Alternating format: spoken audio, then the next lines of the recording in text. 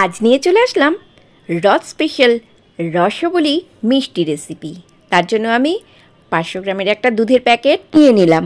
এবার সেই লিকুইড দুধ থেকে ভিনিগারের সাহায্যে প্রথমেই আমি ছানা বার করে এইভাবে জল ঝরাতে রেখে দিলাম একটা ছাঁকনির মধ্যে। জল ঝরে গেলে এবার সেই ছাঁকনি থেকে নিয়ে একটা থালার মধ্যে নিয়ে নিলাম পরিমাণ মতো চিনি, আর দিয়ে দিলাম তার মধ্যে কিছুটা গুঁড়ো দুধ। এখানে অনেকে সুজি বা ময়দাও ইউজ করে, কিন্তু সুজি বা ময়দা ইউজ করলে সেটা যখন ঠান্ডা হয়ে যায় তখন কিন্তু এই রসবলি একদম শক্ত হয়ে যায়, আমার খেতে ভালো লাগে না। তাই আমি এখানে সুজি বা ময়দা ইউজ করিনি, শুধুমাত্র গুঁড়ো দুধ, ছানা আর চিনি দিয়েই কিন্তু মিষ্টিটা তৈরি করেছি। আর এই ছানাটাকে মোলায়েম করার জন্য হাতে আলু দিয়ে এইভাবে কিন্তু বেশ দীর্ঘ সময় ধরে নরম করে নিতে হবে। যখন এইরকম একটা ডো তৈরি হয়ে যাবে তখন কেউ ডোনাটের মতো শেপ দেয়, কেউ বা এরকম চেপটা চেপটা করে নেয়, সেটা আপনার মন পছন্দ, একটা শেপ দিলেই হবে। আর এই সময় যদি হাতে আটকে যায় তবে একটু ঘি মেখে নেবেন হাতের মধ্যে, তাহলে আর হাতে চটচটে ভাব ধরবে না বা আটকেও যাবে। তবে যখন শেপটা দিতে যাবেন তখন একটু চেপে চেপে আস্তে আস্তে কাজটা করবেন, সুন্দর শেপে আনার দরকার, কারণ না হলে এটা ফেটে যেতে পারে। এবার আমি এখানে 500 গ্রাম দুধে 6টা আমার রসবলি তৈরি হয়েছিল।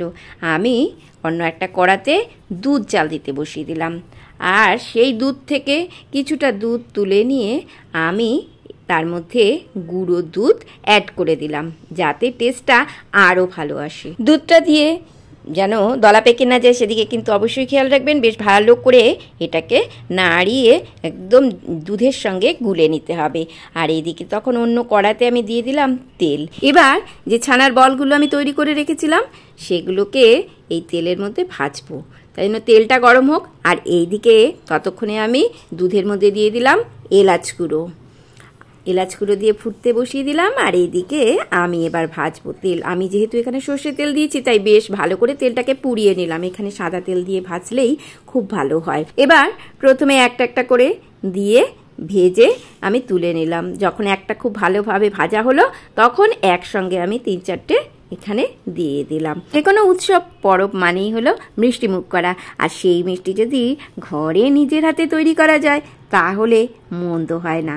এবার আমি দিয়ে দিলাম দুধের মধ্যে চিনিটা দিয়ে যতক্ষণ না গলছে ততক্ষণ বেশ নাড়িয়ে চাড়িয়ে তারপরে দিয়ে দিলাম সেই গোলা দুধটা দিয়েও এদিকে নাড়াচাড়া করে নিলাম কিছুক্ষণ সময়। আর এই তো আমি ভেজে তুলে নিয়েছিলাম। এইবার দিয়ে দিলাম সেই দুধের মধ্যে একটা একটা করে সমস্ত ভাজার রসবলিগুলো। এবার 4-5 মিনিট ফুটিয়ে এটাকে 3-4 ঘন্টার জন্য এইভাবেই ঢেকে রেখে দিলাম। আর 3-4 ঘন্টা যখন এইগুলো দুধের মধ্যে থাকবে, এই যে অটোমেটিক ফুলে বেশ টোপা টোপা হয়ে যাবে। আর রসে পরিপূর্ণ একেবারে রসালো রসবলি দারুণ লাগে খেতে।